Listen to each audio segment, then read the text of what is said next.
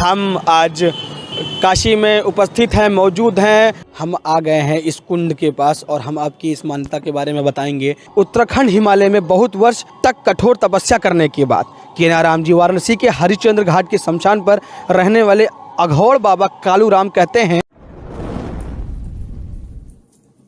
हम आज काशी में उपस्थित हैं, मौजूद हैं और आप सभी का हमारे चैनल प्रभु भक्ति में स्वागत है।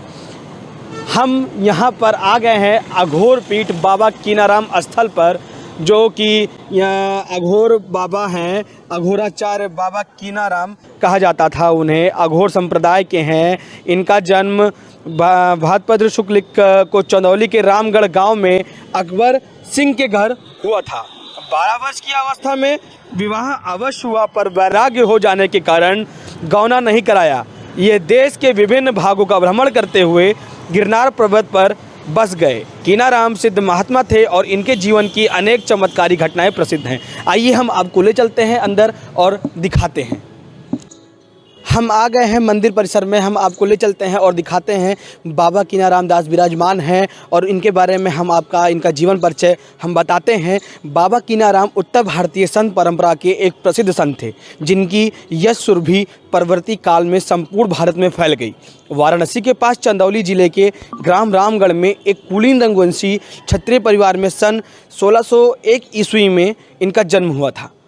बचपन से ही इनके आध्यात्मिक संस्कार अत्यंत प्रबल थे। तत्कालीन रीति के अनुसार 12 वर्षों में अल्प आयु में इनकी घोर अनिच्छा रहते हुए भी विवाह कर दिया गया, किंतु 2-3 वर्ष बाद दुर्गा मीन की पूर्व संध्या को इन्होंने हठपूर्वक मां से मांगकर दूध भात खाया। ज्ञातव्य है कि सनातन धर्म में मृतक संस्कार के बाद दूध भात एक कर्म कांड है। बाबा के दूध भात खाने के अगले दिन सवेरे ही वधू के देहांत का समाचार आ गया।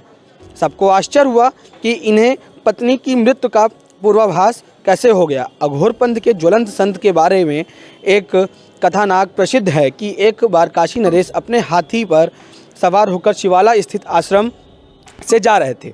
उन्होंने बाबा कीनाराम की तरफ तलखी नज़रों से देखा। तत्काल बाबा कीनाराम ने आदेश दिया, दीवाल चले आगे। इतना कहना कि दीवाल चल दिया और काशी नरेश की हाथी के आगे आगे चलने लगा।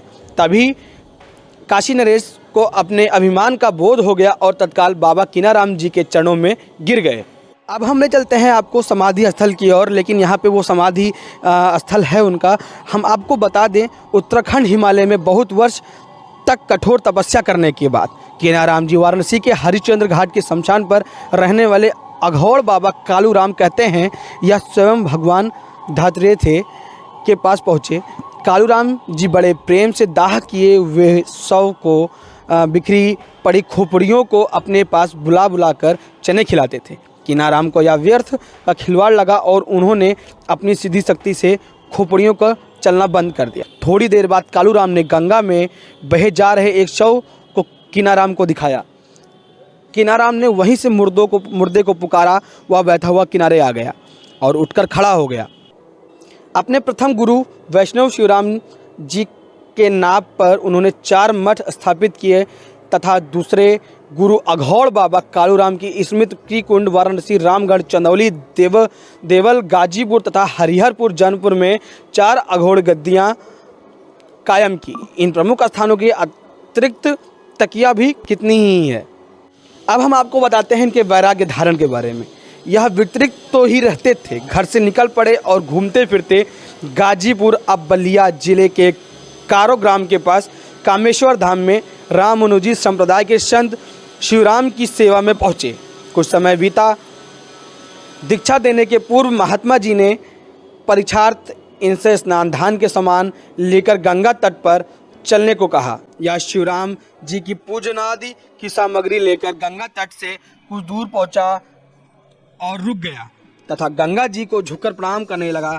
जब सिर उठाया तब देखा कि भागीरथी का जल बढ़कर इनके चरणों तक पहुंच गया है।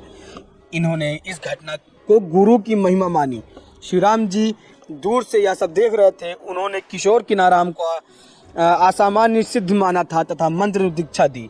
जनश्रुतियों के अनुसार कारों के कामेश्वर धाम में साधना के दौरान बाबा कीनाराम प्रतिदिन मध्य रात्रि में कारों से पैदल चलकर करीमुद्दीनपुर के कष्टहरणी भवानी मंदिर पहुंचकर दर्शन करते थे और भोर होने से पहले कारों पहुंच जाते थे। बाबा कीनाराम को माता कष्टहरणी ने अपने हाथों से प्रसाद देकर सिद्ध प्रदान की थी। पत्नी की मृत्यु के बाद शिवराम जी ने पुनर्विवाह किया तथा कीनाराम जी ने उन्हें छोड़ दिया। घूमते घूमते नई डीह गांव पहुँचे। वहां एक वृद्ध बहुत रो कलप रही थी। पूछने पर उसने बताया कि एकमात्र पुत्र को बकाया लगान के बदले जमींदार के सिपाही पकड़ ले गए हैं।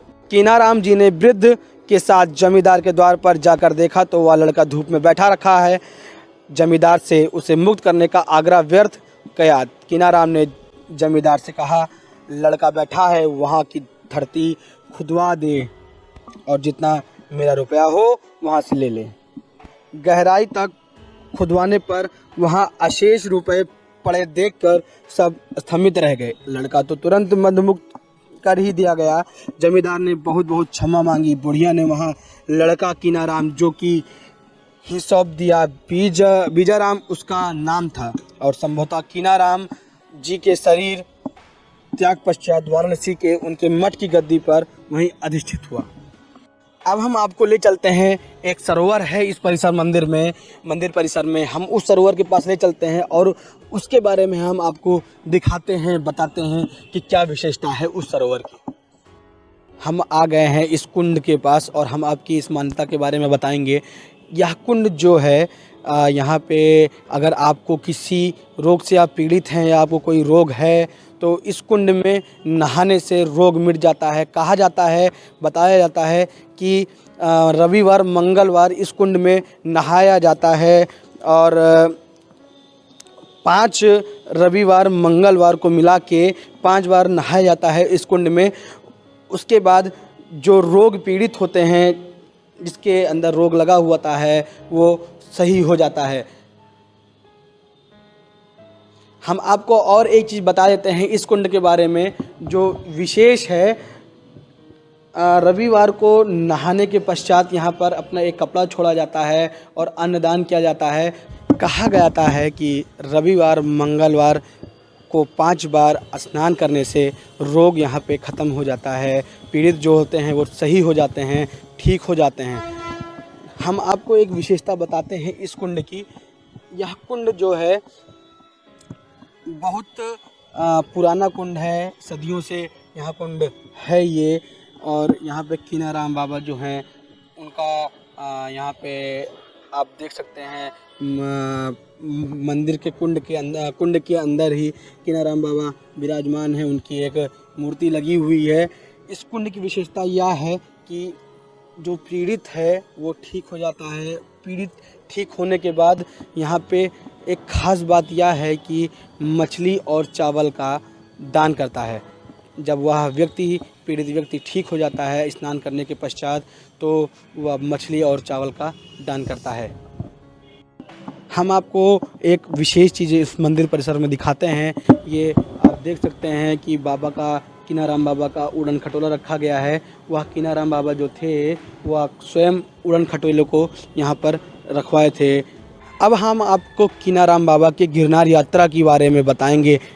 अघोड़ों के मान स्थल गिरनार पर कीनाराम जी को दत्तात्रेय के स्वयं दर्शन हुए थे, जो रुद्र के बाद अघोड़पन के द्वितीय प्रतिष्ठापक माने जाते थे। ऐसी मान्यता है कि परम सिद्ध अघोड़ों को भगवान दत्तात्रेय के दर्शन गिरनार पर आज भी होते हैं। वर्तमान काल में कीनारामी अघोड़पंथी परम सिद्धों की 12वीं पीढ़ी में वाराणसीरत अघोरेश्वर भगवान राम को भी गिरनार पर्वत पर ही दत्तात्रेय जी का प्रत्यक्ष दर्शन हुआ था। गिरनार के बाद कीनाराम जी बीजाराम के साथ जूनागढ़ पहुँचे। वहाँ शिक्षा मांगने के अपराध में उस समय के नवाब के आदमियों ने बीजाराम को जेल में बंद कर दिया तथा वहाँ रखी 981 चक्कियों में से, जिनमें से अधिकतर पहले से ही बंदी साधु संत चला रहे थे, एक चक्की उनको भी चलाने को दे दिया। कीनाराम जी ने सिद्धि पल से यह जान लिया था तथा दूसरे दिन स्वयं नगर में जाकर शिक्षा भिक्षा मांगने लगे। वहाँ भी कारागार पहुँच गए। और उन्हें भी चलाने के लिए चक्की दे दी गई। बाबा ने बिना हाथ लगाए चक्की को चलाने को कहा, किंतु यह तो उनकी लीला थी, चक्की नहीं चली। तब उन्होंने पास ही पड़ी एक लकड़ी उठाकर चक्की पर मारी। आश्चर्य की सब 1981 चक्कियाँ अपने आप चलने लगी। समाचार पाकर नवाब ने बहुत क्षमा मांगी और बाबा के आदेशानुसार यह वचन दिया, उस दिन जो भी साधु महात्मा जूनागढ़ आएंगे उन्हें बाबा के नाम पर 2.5 पाव आटा रोज दिया जाएगा। नवाब की परंपरा की भी बाबा के आशीर्वाद से ही चली। हमारी वीडियो आपको अगर पसंद आई हो तो चैनल को सब्सक्राइब, लाइक, शेयर ज़्यादा करें और इस वीडियो में इतना ही। आगे की वीडियो देखने के लिए हमारे चैनल से जुड़े रहें, बने रहें। आप सभी का बहुत बहुत धन्यवाद।